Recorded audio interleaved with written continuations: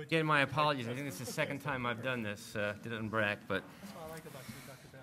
we were engaged in a significant meeting regarding finances, and I got so involved I lost track of the time, so I apologize for that, folks. Let's start by calling the roll. So, Gary, you want to start with you, please? Gary Potts, Classified Senate. Julio Huerta, Classified Senate. Okay. Dave Kraus, CSEA 777. Alice Ariza, ISSU President. And short-termer? Yes, I'm sure. Very short-termer? Down to the hours. Stop it. Joellen McGrath, Confidentials, all the way over here. Beverly Tillman, Institutional Effectiveness. Bob Miller, Educational Services. Dustin Hamby, Academic Senate. Edward Martinez, Academic Senate. Dan Haley, Academic Senate. Simon Fraser, Associated Students. Anna Torres, Associated Students. Diego Lopez, Associated Students. Crystal Colorist Management Association. Okay, very good. Thank you. Okay, approval of the May 23rd minutes. I move approval. Second. Second. Discussion?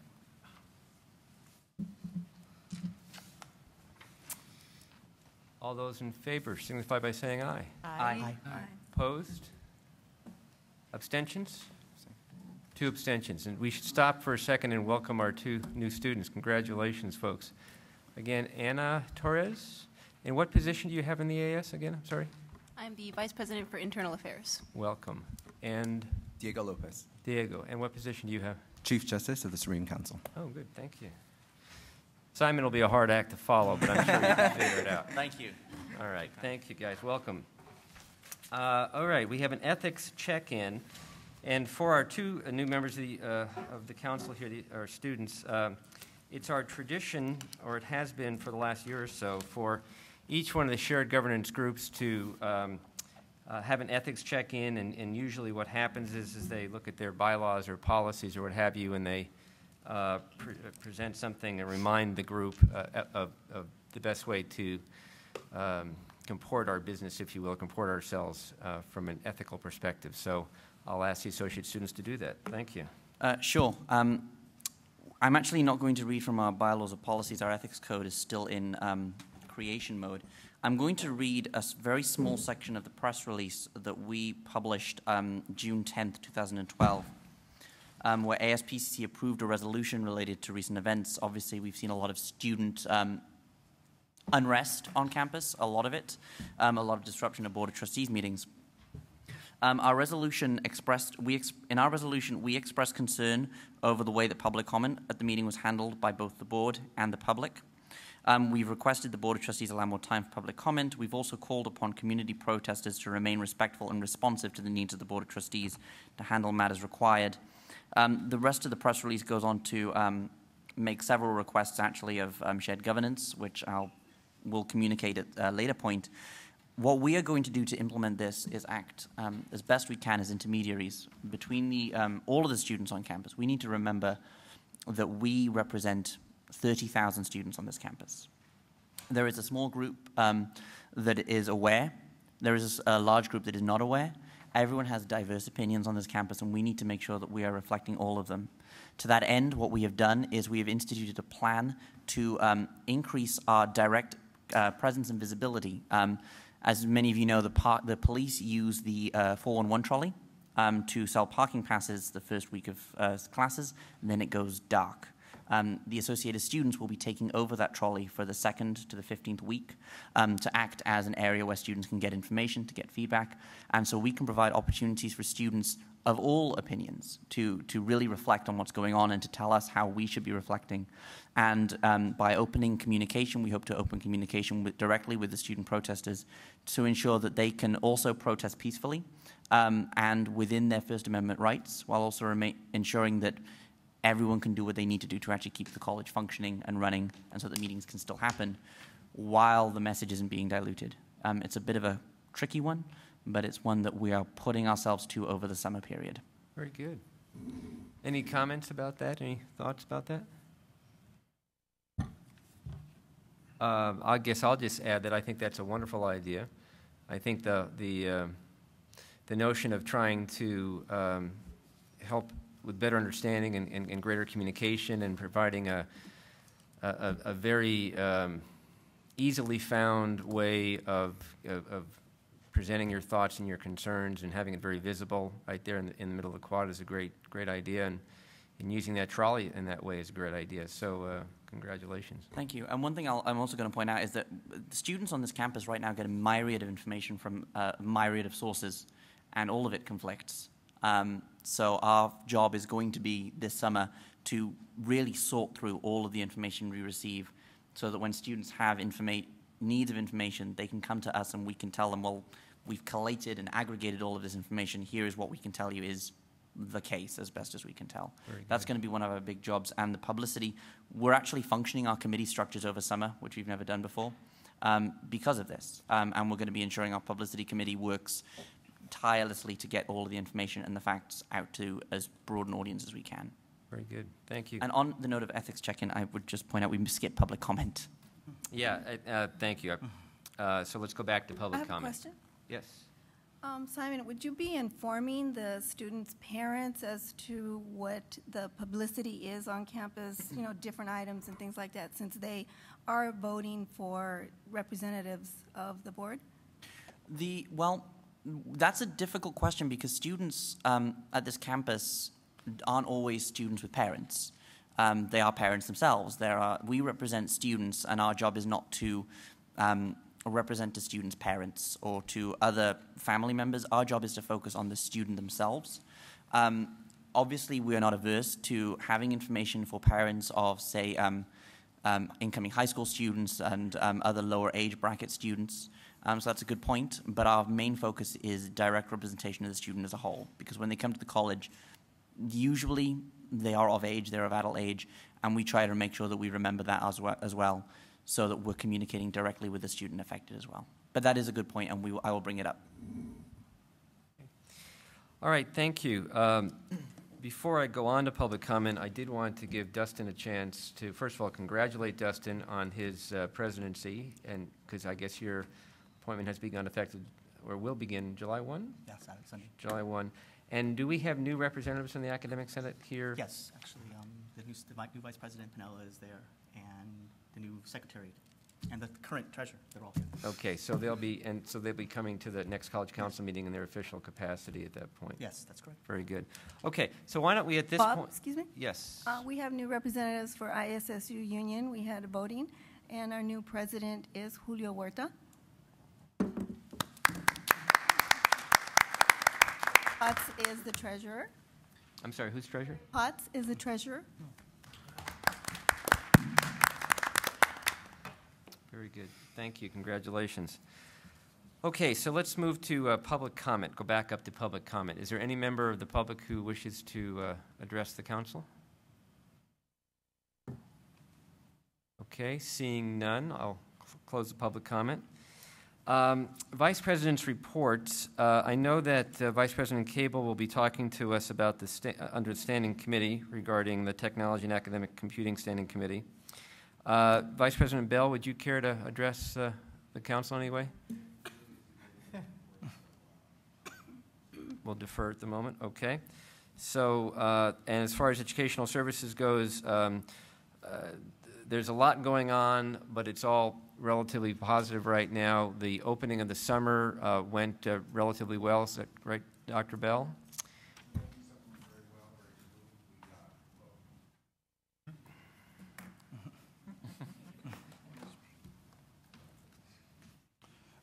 Thank you, Bob. The opening of the summer went very well. Obviously, this is my first summer opening at PCC, but it went well. We were able to accommodate most of the students. We did have a slight hiccup, if you will, with ad codes, which we have resolved now, so students are able to successfully get in class. I just confirmed that with enrollment services and with the instructional deans this morning. So, so that went well. Obviously, the close of the spring semester went well. We celebrated a commencement, and we are fairly well set for the fall with respect to the class schedule. And we will, again, continue to work to accommodate students and students' access to the fullest extent possible. That's one vice president. Okay, now shift legs. Okay. Student Learning Services, everything is going well. I mean, I checked with the staff. We are pretty much on point there.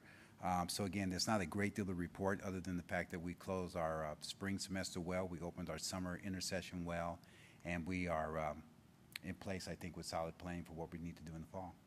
Very good. Yeah, Crystal. Hi, Dr. Bell. Which leg do you want, right or left? Can I have the instructional leg, please? You got it. I get daily reports, as you do, on the outstanding grades, and I know you know this, as when we have outstanding grades, it gets really hard for us to submit our end-of-year terms to the Chancellor's office, which is of concern to me. Any possibility or anything that you're doing on that front to get grades submitted? The deans have been advised, the deans have been counseled, and the deans have been directed to work with their faculty to get those grades in.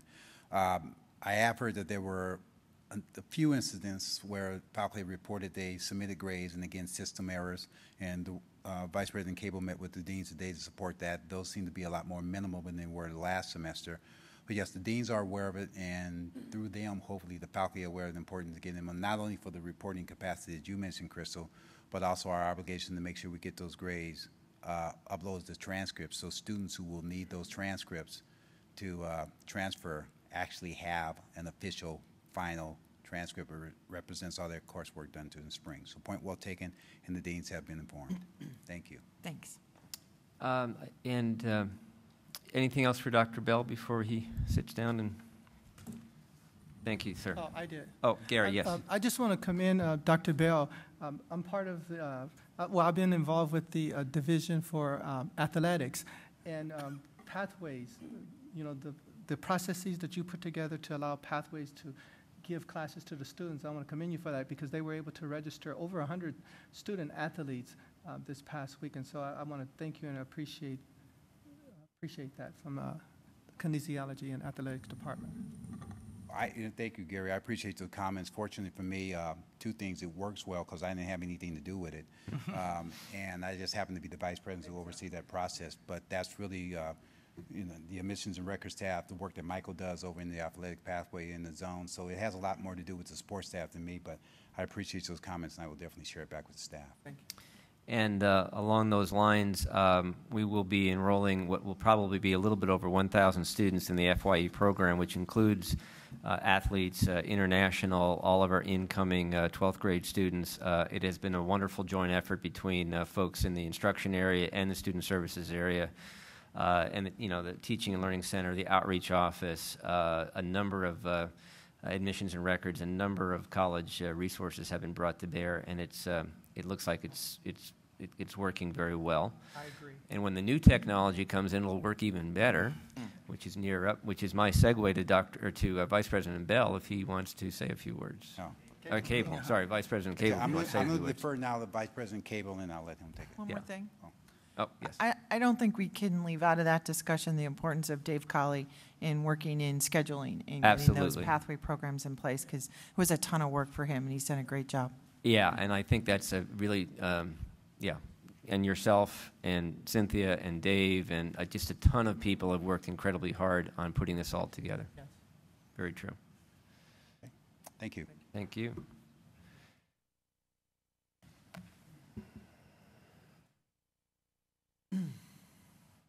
I just wanted to just give a little update in terms of where we are with the new administrative information system, just for folks. We are still, I mean, we've had all the numbers. We're pretty solid on numbers. I'll have actually a much more formal presentation to do in the not too distant future. But we are working with legal counsel.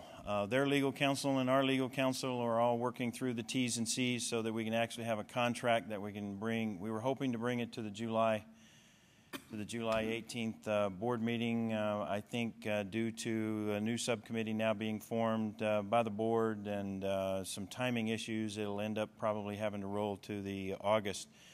But we are looking at already just looking at planning issues with the assumption that a contract will indeed be signed at some point. And I just wanted to let this group, since this is a pretty critical governance group, to let you know where that particular project is going.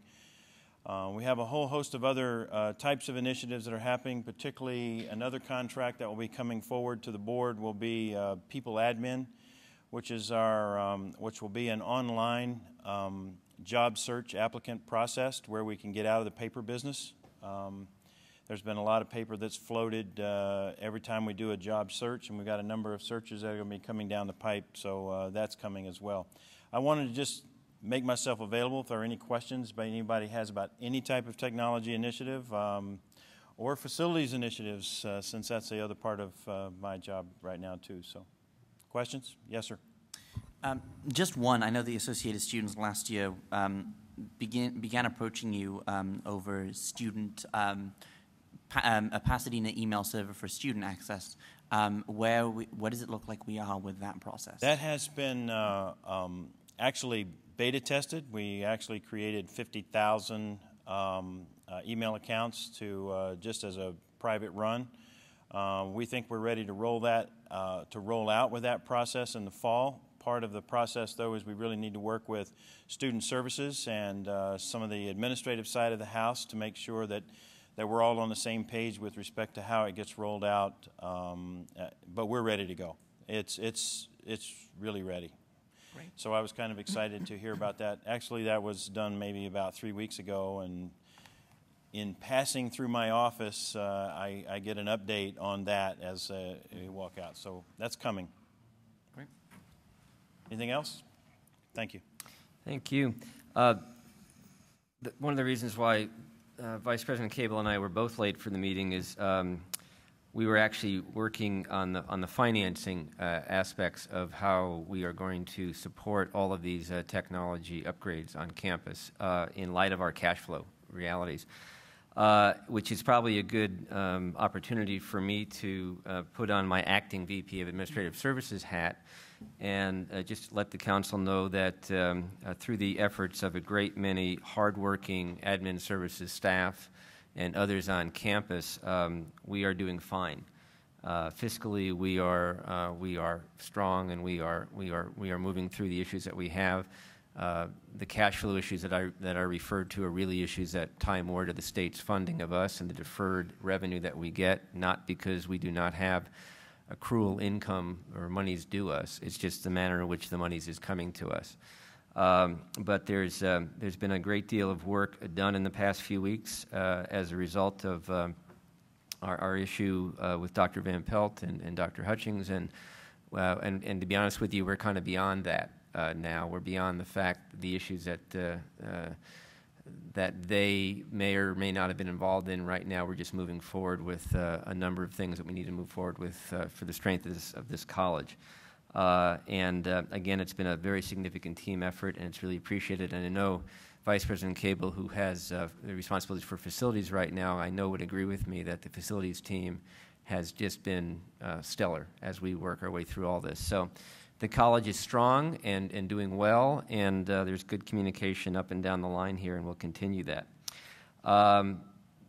And again, I'll mention one last thing about College One. College One is a component of the FYE Experience program.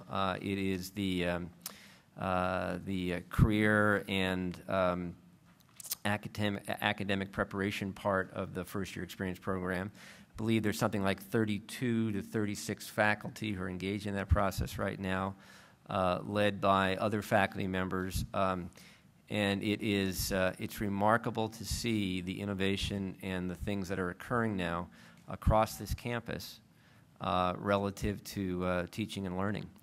And in fact, just yesterday, we heard that the college was the recipient yet again of another major federal grant, a $3.875 million Title V Design Technology grant. That is an amazing accomplishment on the part of our faculty and our staff for making that happen. That particular grant, we were one of 6 institutions in the country who were able to get that cooperative funds out of a total pool of 19 of an incredibly competitive Title V HSI STEM grant, and the last one that's going to come down the pike, I understand, for at least 2 years. And we got it. And that speaks volumes to this institution and the faculty and the people we have here. So a lot to celebrate. So I'll get off my celebration horse and we'll get back into the, Ed, yes. Well, can I just add Sure, please do. About the College One training that's going on? So just to make sure that folks are clear about that, that was an initiative led by the faculty through the CNI process, the curriculum instruction process. It's a year or more in the making, creating a whole new course so that faculty in a variety of disciplines will be able to teach this sort of an expanded orientation for students. It's innovative. It's prompting a lot of very good interdisciplinary discussion, and it's a good thing. It's a very good thing. We had a wonderful institute, 4-day institute last week. It's just really exciting to see that. Okay, so I think the vice presidents are done with their reports. So at this point, we will move the agenda to item number 6, and I'll turn this over to incoming President Hanvey of the Academic Senate. I think that Edward wanted to do a little background first before I speak. Okay, thank you. Well, just actually for item 6, just to announce that the Academic Senate is forming an ad hoc committee titled the Ad Hoc Committee on Faculty Governance and Innovation. So this will be a committee that will take on the task of the longer-term realignment process now that the interim discussion is done. So a committee of faculty will be organized, led by Valerie Foster. My understanding is the committee has met. This is a Senate committee. It is a faculty committee, but there will be input from classified staff and from students. So at this point, I'll turn it over to Dustin.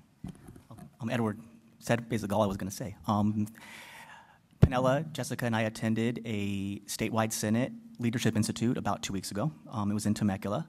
And during that particular institute, we went to several breakouts about the 10+1, and it was drummed into our head. I even have a little wallet version of it that I could carry around. Would you explain what 10+1 is? 10+1 is, I'm still getting the actual legalities of it completely worked out, but if I understood what I got from the Institute, AB 1725 created the role of the Academic Senate. This is created by the legislature, and it gives the Academic Senate 10+1 areas of control or primary interest, including things like curriculum, grading policies, and so on. And the reason why we came to the conclusion that the continuing discussion of faculty governance and innovation should be taking place in the Academic Senate is because of number 6 of the 10+1. I'm just going to read it. District governance structures as related to faculty roles. And it says here, this is Board Policy 2000. I think this is also included in Title V as well. So the committee has been given very strict charge to continue the discussion about whether there will be faculty chairs and what their role will be. And more importantly, I think, is the constitution of a possible school of innovation here at PCC where faculty will be able to innovate and form cohorts of like-minded faculty with possible changes in how they're going to be evaluated. And since those are clearly faculty concerns, we came to the conclusion during the Institute that this should really be a Senate committee continuing that work. But as far as I understand, although Valerie has been given a lot of leeway in forming the committee, that students, managers, and classified are all members of the committee and are welcome to continue attending and offering their input through the course of the summer and fall. Simon. I'm very glad to hear that you're going to continue the shared governance aspect of this through the Academic Senate Committee. I do, however, want to highlight the students' areas of shared governance, again, AB 1725, Title V, called the 9+1, or as I like to call it, 10, which specifically refers to item 7, standards and policies regarding student preparation and success. Now, it's a little different for students. We don't get primary control. What we get is that the governing board of any community college shall not act without having had the process of consulting and hearing the views of the associated students or their local governing body. In my viewpoint, an Academic Senate committee does not constitute that process. I'm happy to continue that process. I'm sure we will appoint students to attend and participate in this process. But I do not believe that purely because it is an academic senate committee and everything flows, all of that information will only flow through the academic senate, that it would count as being any consultation with students on an area that does have significant effect on students. And I would just like that to be remembered as the process continues. Fair enough. And I think that as this process continues, knowing the academic senate as I do, and certainly knowing the shared governance process on campus as I do, as things develop and as they are reported out, they will be shared, I assume, widely. Is that right? Well, just as a reminder that our practice here at PCC has always been to try to reach mutual agreement. Right. That's our long-standing policy and practice. And if you look at the document that was handed out, if you look at toward the bottom, what consult collegially means between the governing board and the academic senate is specified. That either, number one, the administration will rely primarily upon the advice and judgment of the academic senate, or basically number two says reach mutual agreement. So within the context of the academic senate committee, we will indeed consult collegially with the classified staff and with the students and with the management association, and we will try to present something that we agree upon mutually to the administration. Roger? I'd like to just jump in. I hope that we can, in the FA, work closely with Senate leaders and Senate board members on these kinds of issues. So, for example, the very robust process of developing NCNs last year put into place, therefore, numbers of students in a class, but when that is violated, as we are facing this summer and we hope to not face, but in the fall with regard to large group instruction, and also just simply numbers that go beyond an NCN, these become part of a FA grievance process. And so the Senate and CNI may develop guidelines, but often the remedy to fix the problem falls on the FA side of the slate. So I do hope we can work closely together so that we aren't working just in parallel universes. And I think Edward was very good a couple of years ago at starting that process, and I look forward to continuing in that line. So thanks for you two. I'd like to say that it is our strong interest to work together as this process continues. And in fact, we hope to have a meeting in July along those lines. Very good. Okay, anything else on item number 6? Okay. Then let's move along to item number 7, the Brown Act. Hyman. This is not actually going to be the check-in that was requested. This is actually a request for action to be taken. When this council met in September, I believe it was, of last year, we voted as a group after about a half-an-hour discussion to give us a trial period of Brown Act adherence. So following the precepts and the standards of the Brown Act without binding to the legal consequence. I think that so far this year we've managed to actually do a very good job. We've had a public comment. We've kept all of our discussions around the agenda item. We've had clear agendas that have been posted well in advance. We've all received them well in advance. I would like to ask the College Council extend its Brown Act choice and not make it a trial anymore, just to adopt it as we have currently done. Okay. I'll second that. So are you making a motion, Simon? Yeah, I suppose the motion is to adopt the precepts of the Brown Act under the same conditions as the trial period to go on without a trial period. And Dave, you're seconding that? Discussion? Crystal? I actually would oppose that until we rewrite the policy on shared governance that covers the College Council, because I think if we're going to do that, it needs to be incorporated in there.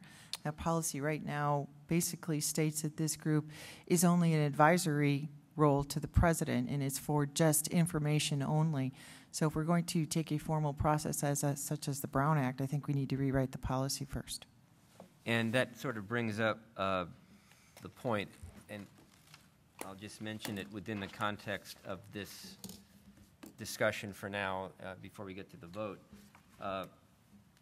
What I'm passing around now is our current Shared Governance Policy 2000, and as Crystal has just pointed out, the policy is in need of significant updating and review based upon the way that the last year that we've done business in terms of things. So one of the things that, although not officially agendized, but we will agendize it for the next meeting, is a discussion of this item and a way forward to bring our current practices in line with the policy, or I should say, bring the policy in line with our current practices, and then run that through this body, run that through Dr. Rocha, and then eventually to the board subcommittee. Yes, sir.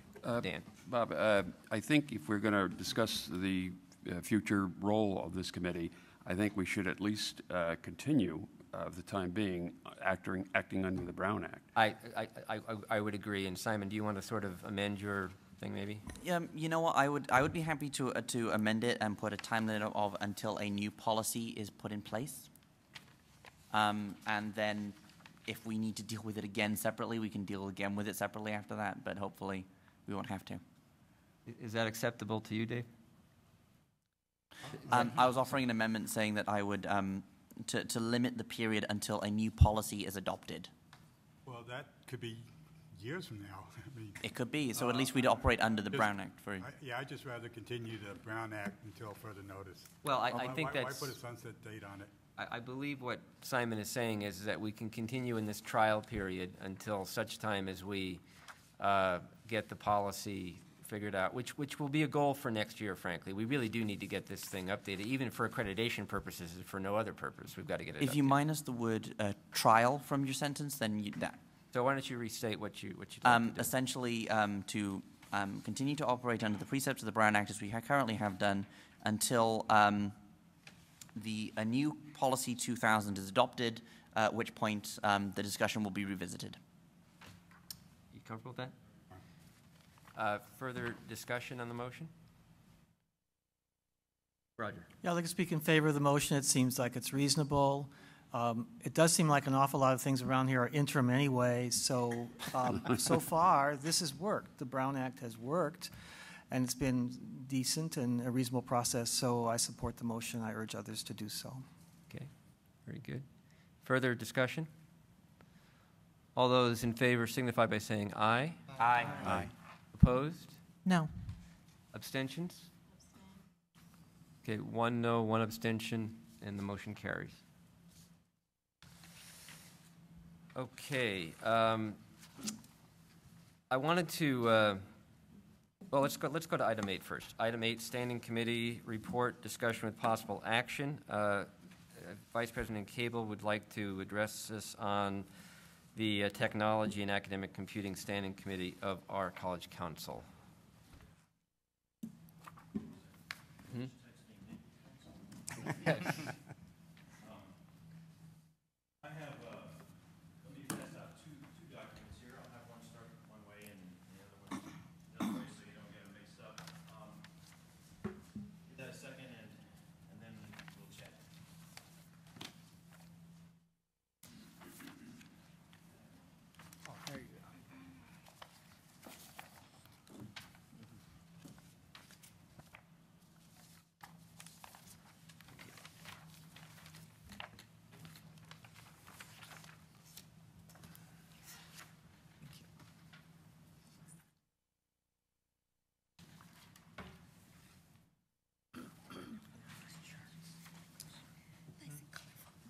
Chart.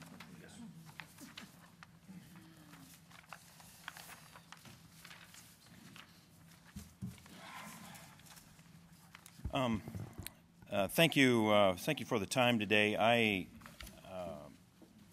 had discussed at a previous meeting, I'm not exactly sure how many meetings ago that was, but I think it's 1 or 2, where The Technology and Academic Computing Subcommittee to the College Council has met in the past. We've had small turnout. It was recommended by the group that was there. Member also Dan Haley and some others that were part of that group. We've actually it was recommended that maybe we discontinue this particular group in support of these two groups, which I've had some, I want to talk just a little bit about. Let me first start with the Learning Technology Advisory Committee. This group I have already established. It is made up of two faculty representatives, as you can see on this chart, two faculty representatives from all the academic divisions. It's been wonderfully chaired by Marianne Lawn and co-chaired with Sandra Haynes as providing assistance. This is a very faculty-intensive group. It's worked very well, and I'll talk a little bit about some of the results, but let me just overview what the Learning Technology Advisory Committee is about. It includes also distance online learning, community and contract ed, two student representatives, and there's 2 or 3 members from the ITS Technical Services Group, primarily providing supports to classrooms and labs. This group, as a body, makes recommendations to both the Vice President for Information Technology and the Vice President for Instruction. And part of, in going over the responsibilities, and I apologize for the group in the audience, I don't have extra copies, but I'll certainly make this available via the web, okay, just so that everybody has a copy. I should have already done that. My apologies. If there's some extra ones, please pass those out. Going over the responsibilities of the Learning Technology Advisory Committee, it really looks at establishing and maintaining smart classroom standards,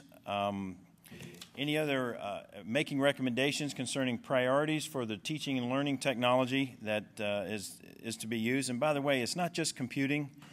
It's also other types of technology like SimMan, other unique technologies that might be part of other academic programs, but at least making recommendations concerning those priorities. Any type of support services that students and faculty would need in using or leveraging technology in the classroom, making recommendations for that. As we look at equipping faculty, both full-time and adjunct, and the standards that we use for that, it's important that faculty weigh in on providing recommendations for what those standards should be. And part of that, as we look at things like, again, the Smart Classroom Initiative, but also the faculty laptop program and how robust that equipment needs to be in supporting faculty. And there may be other types of technology that different academic programs may need, like a Unix server or a Linux server or other types of technology that would be important for the delivery of instruction. Making those types of recommendations and the types of those types of technology. Also, if we were to ever consider the type of technology that students would be using, this group, the Learning Technology Advisory Committee, would weigh in on making some recommendations. In fact, I'm working with a few faculty right now that are looking to pilot test possibly leveraging iPads with students, iPads with groups of other faculty, and how they can use it in the teaching learning process. So we're looking at ways as part of that committee to integrate technology into the teaching learning process. Any type of policies and procedures or recommendations could come from this group. Technology training needs. And there have been a lot of input concerning those. Recommendations for improving labs, hopefully at some point reducing the number of labs, but certainly in improving lab and lab services. And any type of new technology to be able to research and actually pilot new ideas, and using the Learning Technology Advisory Committee to do that. Current projects, I've listed them down here. I won't go over those, but one of the results of the recent work of LTAC and the faculty involved, and I've attended probably about half of those meetings. It was a very comprehensive document that was put together by that group and has made some recommendations. I think you saw at least announcements of that on the Pulse today. Of course, Mary Ann Lon was the driver behind making that happen before she leaves, and I think she's done and the whole group really, listening to faculty and listening to them talk about and soliciting input from other faculty across the institution. This is exactly the way you want governance process to work. And this is just the one group that we've actually kicked off. And I think it was very important to actually see the results of that group. And I think it would represent a good model for making sure that we have the appropriate faculty and student input into the teaching and learning side of the house. That's the Learning Technology Advisory Committee. Any questions about that first? Go ahead, Ed. Well, I see that you have 2 faculty representatives from each division, which makes it a rather large committee. It does. Right. But you're missing counseling from there as a division. And I don't know if counselors necessarily need 2 representatives on there, but you might want to have some other folks that's from a good suggestion. student services at least, if not specifically from counseling. Okay. Also, I noticed that your co-chairs are Mary Ann Lon and Sandy Haynes. Sandy Haynes is the chairperson of the Senate DE Committee, the Distance Education Committee. So would, in essence, the work of the DE Committee be subsumed by this committee? No, that wasn't the intent. The intent, in fact, I wasn't really sure what her other roles were, but we were really looking to get other folks involved, since this is a real focus on technology. Yes, there are some overlaps with respect to distance ed, and of course, you have online learning and distance education as part of this group too, but it wasn't, we didn't design it that way. I think we got volunteers, and that's one wonderful thing about PCC faculty and staff is folks are not afraid to volunteer for things, and so we appreciate that. So DE, the faculty DE committee would still continue on its own. Yes. But this committee would also. Yeah, I think a couple of things that are important here. The first being that on the co-chairs, Mary Ann, of course, is retiring. Mm-hmm. Sandy is going to be in Florence for the fall semester as a study abroad faculty member. So I think these are people. This is almost like placeholders more than anything else. These are the current co-chairs. And as every subcommittee, standing committee goes forward, new folks come and go depending on what's happening. So you were not thinking necessarily of the faculty DE. Well, and then specifically to answer the question, or to give you my thought on that, personally, I don't want to confuse the standing committees of the College Council with the other committees that are set up by the Classified Senate or the Academic Senate or FA or whomever. What I think Vice President Cable is doing today is he's going to suggest to us that the standing committee currently known as Technology and Academic Computing be replaced with both of these groups. Right. And that these groups become standing committees of our College Council, and then if the Academic Senate chooses or Classified Senate chooses in their own realm, their own world, they can do what they need to do, et cetera. Does that make, I think that's how I'm interpreting what's going on here. Well, these 2 committees actually make recommendations to the appropriate vice presidents, not necessarily bringing those forward to the College Council, even though part of everything that we do and as part of the vice president's reports, all of those types of issues would be coming forward. I think it provides another forum for information to be rolled through the college governance process. Right, but if these were to be the standing committee of the College Council, then there would be an obligation to bring information through the council as well as to the vice presidents, what have you. Well, that's why I'm not very excited about that model.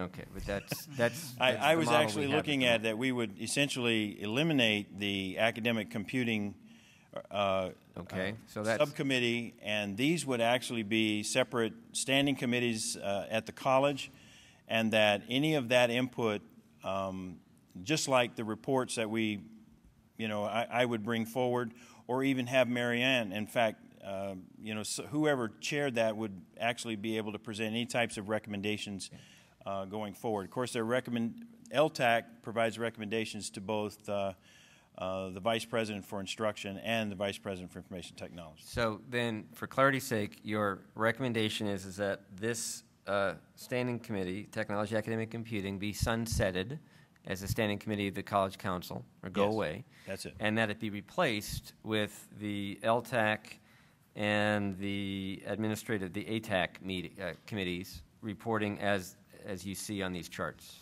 Right. It is as part of this process, in that to eliminate this subcommittee, that I wanted, there's a reason why I would want to make that recommendation, in that these very strong committees would actually provide probably more input than the subcommittee that is, and its current staffing and the way its membership is set up. This provides even a stronger focus on those needs for teaching and learning, as well as on the other side for administrative technology, the non-classroom teaching and learning aspects. Got it. Simon. I think Alice was first. Alice. Actually, and then, Yes, Alice. do you have any representation for classified employees? Because I noticed in your dialogue you never referred to classified employees. There are 3 ITS members that are part of the technical lab and classroom support that focus on supporting the classrooms in the teaching and learning process. Those are all classified staff. Classified staff. Right. Okay. Dave. And then I Simon. understand that, but there's other areas around colleges that around the college that needs to be represented on this, and especially the unions, because basically, if you guys make a decision, it could affect the classified employees of how they do business. As it relates to teaching and learning in the classroom? Correct. Sure can. Because like facility services, we have to support all that. Okay, Simon. All right. I have a couple of concerns. The first one is kind of along, I think, where Ed was starting to go, is that it's a bit big. And I'm worried about the students' voices being drowned out in this, especially since students are going to be a lot of the end users for a lot of this academic. So if we're insisting on having something this big, I would ask for a further student. My other concern is just, I wasn't here, but I remember Jamie Hammond being part of this process where we had, I don't know how many committees at this college that sort of floated around amorphously, not sure where they were reporting to or what they were doing, and then they were consolidated into 9 under the College Council for a reason. The reason being that College Council is the clearinghouse of shared governance, and even then it all flows through a vice president anyway, usually, or before or after. So I was a little bit concerned at first, but then I managed to justify that I think the split is reasonable, the split between the AIS stuff and the learning tech stuff. I think there are 2 separate issues that need to be addressed separately. So I think this is a good thing. Do I think that it should be separated from the College Council? I don't agree. Mainly because this happened before, and I don't want it to happen again.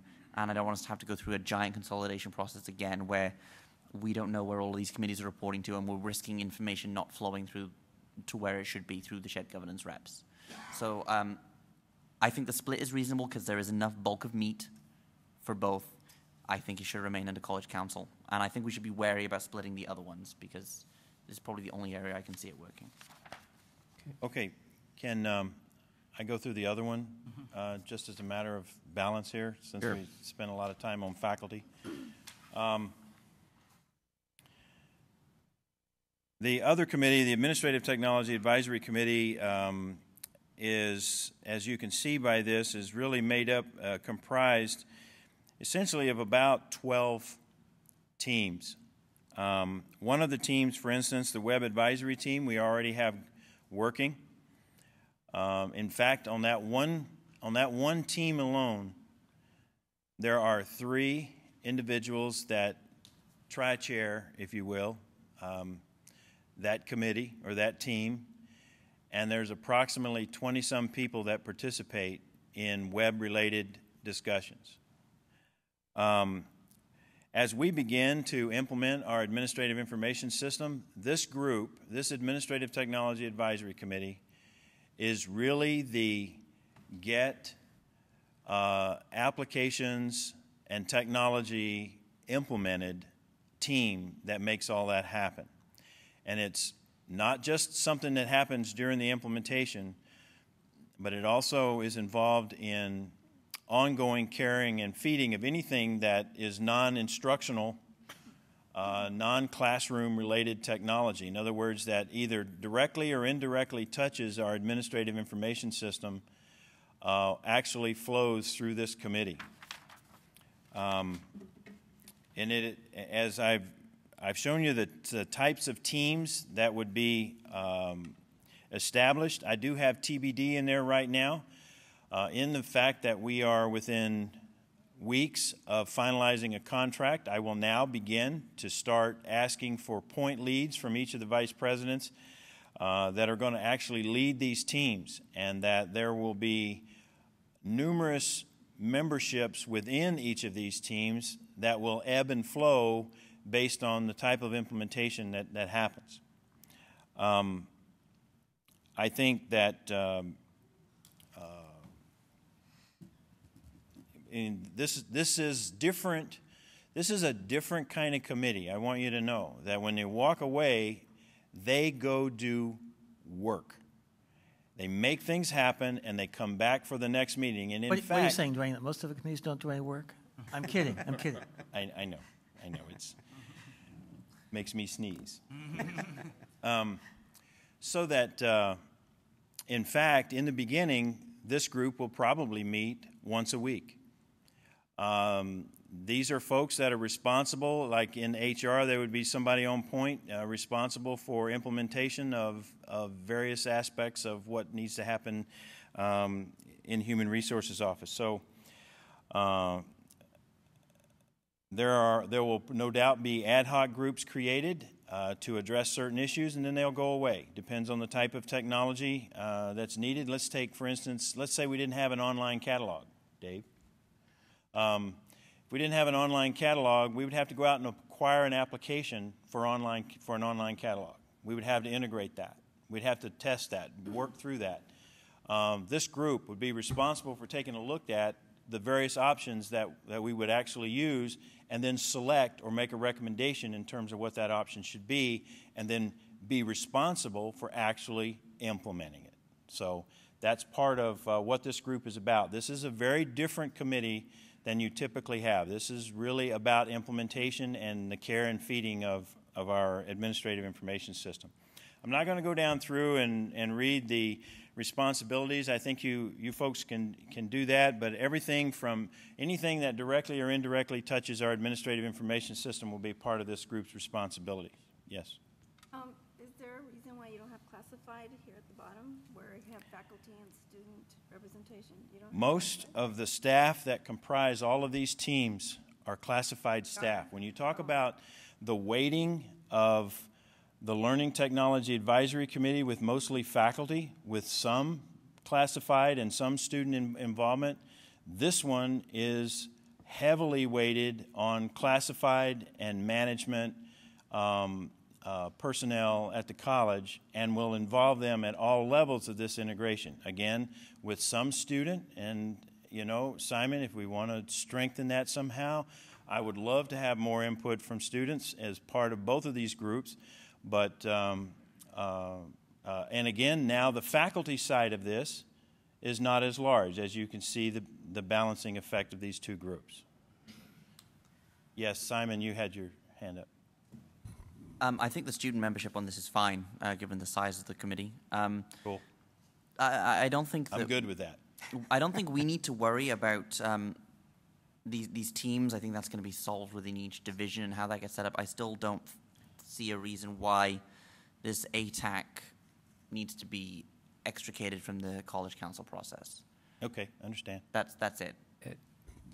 So is it correct to say that ATAC will deal primarily with infrastructure issues, whereas LTAC is more pedagogical issues? Well, sort of. Clearly, pedagogical from the perspective of what type of technology do you need in your teaching and learning processes to make the teaching effective. And so anything relating to teaching and learning is really LTAC's responsibility. Okay. It really falls outside, you know, for the most part. While there may be overlaps, the Administrative Technology Advisory Committee deals with all the other technology. Yes? Okay. As I'm reading this, I see the distinction is a little bit more like this. The LTAC is a little bit more inductive in that information is flowing from the faculty up to you, and then the ATAC is a little bit more deductive where, no? Okay. It flows the same way too, because I would expect Dave. It's now that he's gone, we can talk about him. I would expect Dave to bring up any type of technology initiative up through the channels that says, you know, I need this. We need this type of solution in our operations, or like people admin for online applicants for job searches and that sort of thing. Our software doesn't address that, so they're coming. I just came back from a conference and I want to do this. How can we evaluate that to see if it would be something that would fit in our environment? If I can just jump in, LTAC would be Canvas versus Blackboard, I think, and ATAC would be Santa Rosa versus Banner. Yeah, I think. Yeah, I think that one way of looking at this is that LTAC is things that support teaching and learning on a daily, in-your-face, absolute way, whereas ATAC supports teaching and learning, but more from the back office, the support side of it, the thing that provides the foundation, the infrastructure to get students in the classes, to get the schedule done, to get the administrative services aspects of the organization done. So I've got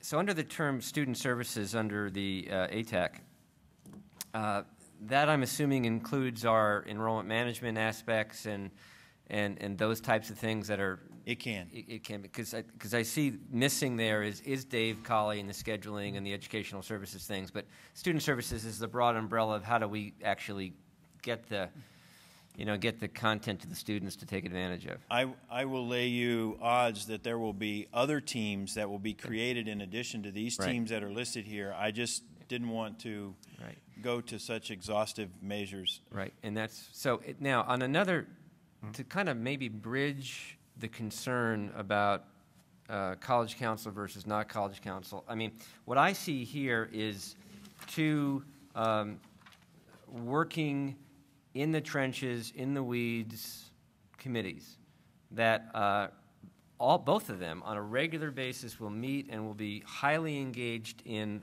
the work of technology to support this campus. And that's different than a lot of these other standing committees, which really kind of report out. So I'm wondering if maybe we could have a smaller technology academic computing committee that basically just reports out on what is happening in these groups. Because I know Simon is absolutely correct, and I know from Ed's perspective, my perspective, Jamie's perspective, Dave Douglas's perspective, we did have quite a task of boiling down 35, 40 untamed task teams and committees and this, that, and the other thing, and getting them back under this. And this does give me the same feeling, Simon, that we're going to begin to fall back into that in that process. So maybe there's something we can do, Simon. Correct me if I'm wrong. Isn't the reason that we're doing this because the current Technology Academic Computing Committee wasn't working? There was a function of that committee that necessitated a new group being set up. Well, part of the issue. I'm sorry. No, go ahead. But part of the concern that I have about the existing committee is that it didn't have enough broad-based representation from faculty, primarily in relating. I mean, you look at the membership of that group, and if you feel that membership can encompass all of the things that we're talking about here, I think, I mean, it's just hard for that small number of folks to participate. And I'll tell you, yes, 24 faculty plus Did we have 24 faculty participating in every meeting? No. But I tell you, we had probably easily beyond a dozen, which puts our numbers up there to have the right kind of input. And the nice thing was, every academic department was represented. Where I may have missed counseling and some other very important areas of the college, you know, one of the things that is that really gets technology integrated into the teaching learning process is that you involve faculty in that process, and I feel that this addressed that better than the existing structure. Ed? Well, one of the things that we did not get to when we were trying to boil down those 30 committees to 9 is we never got to the point of talking about distance education, whether or not that should have its own committee. And we didn't go far enough, you might say. And so that's one reason that we continue to have the Senate's DE committee led by Sandy Haynes. But it sounds to me like what you would be doing through LTAC is taking on much of the function of that DE committee, which I think is fine, because again, you're addressing the pedagogical issues that are involved in technology as they relate to technology. And I think that's some of what the DE committee has been dealing with. So I think that you're sort of just completing the work that we set out to do. I think the committee that we did create was meant to sort of just get this ball rolling. Not really sure what we're going to do in terms of the long-term picture for the pedagogical issues. Certainly, we had no idea what we were going to do with the technological or infrastructure issues. So I think this is going in the right direction. It is going in the right direction, and perhaps, again, maybe the Technology and Academic Computing Committee is a group of 3 people. And it's you know, it's Dwayne, and it's one representative from LTAC, and it's one representative from ATAC, and their primary function is to report out to the College Council on what's happening in both those groups, and we're done with it. That would be one way of doing it, and then at least the council then has an opportunity to provide input, because it's a consultative body. Simon. I'm just going to point out, if we take action today to dissolve Learning Tech and create to dissolve the current Tech and Academic and create these 2, they are College Council committees, whether we like it or not, because we take action to create them. So my recommendation is going to be, because I think these committees... Actually, the action wasn't necessarily to create the 2 committees. I've already created one. And I'm in the process of creating the other. I am recommending that we, and that's what the subcommittee recommended, was to dissolve the one that is currently there, and that was it. Right. I guess my point is I'm looking at what's on our sheet for action to take, which says specifically request to dissolve current and create 2 committees, Learning Tech and Admin Tech. So my recommendation is that we don't take action on that today, and that we simply modify the membership of Tech and Academic Computing to include the co-chairs of both of these committees. And then, because I have a feeling that these committees are going to exist, well, and I whatever think, we do. Well, and they should exist. And they should. And they absolutely should exist. And there's, my opinion is we want this to go forward.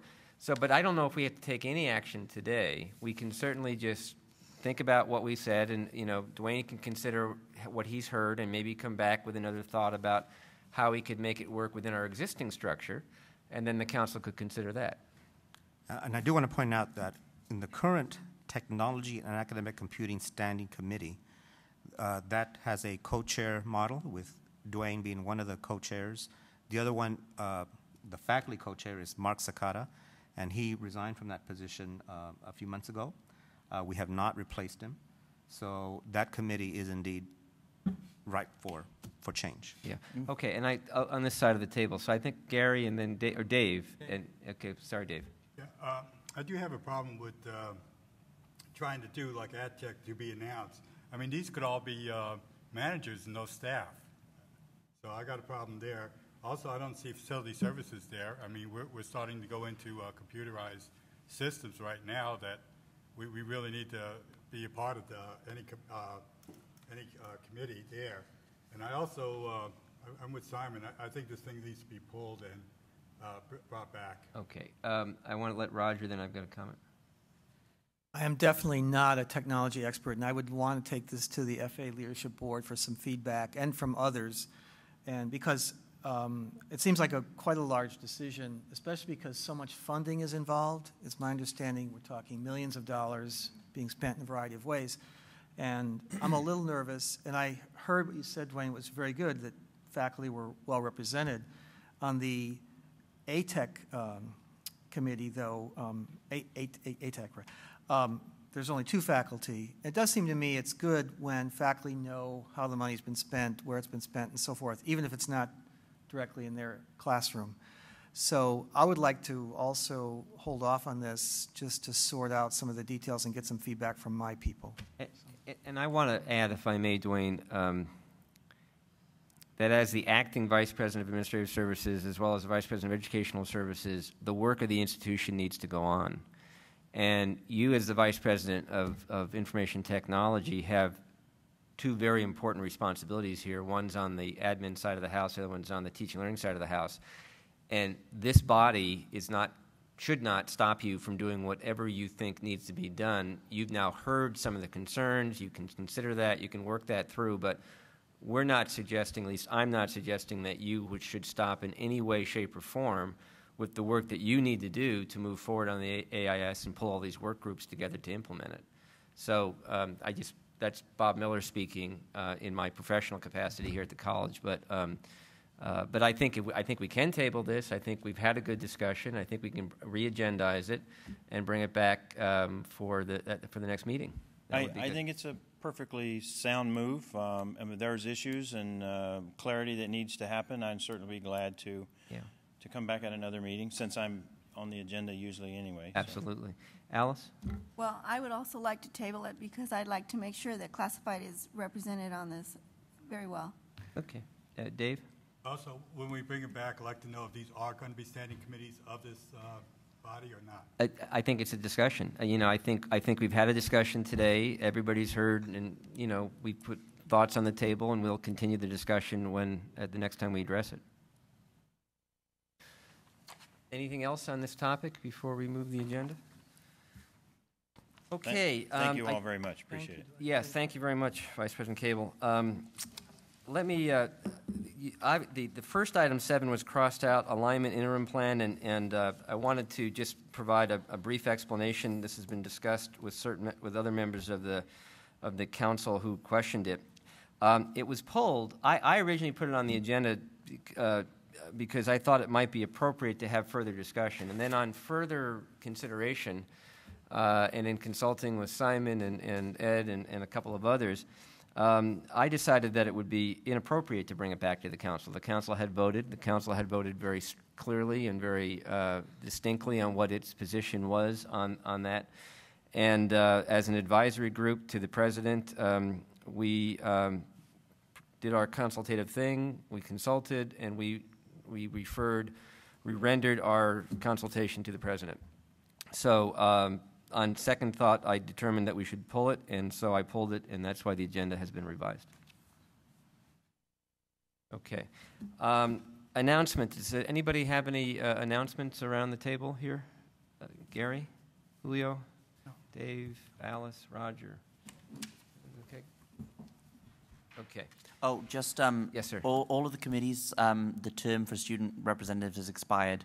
So if you need student representatives, please get in touch with me as soon as you can so I can get some new people appointed. Okay. And I think you can also proactively do that if you could forward, what the standing committees are. And so if you need We've already got a list for you. Yeah.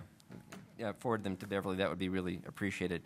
And the same thing for the Classified Senate and for the Academic Senate as we get ourselves organized again. Okay, next meeting. Seems like it might be appropriate to have our next meeting in September and start up again in September. So that would be September 26th would be our next meeting. Okay. So we'll have our next meeting September 26th at 2:30 p.m. and I will endeavor to get here on time this time. My apologies again for that. Okay. The chair will entertain a motion to. Where's the meeting? Oh, the meeting will be here in Creveling. I'd like to move to adjourn the meeting. Second. Okay, thank you. All in favor, signify by saying have a good weekend. summer. Almost. Aye. Aye. All right, thank you all very much.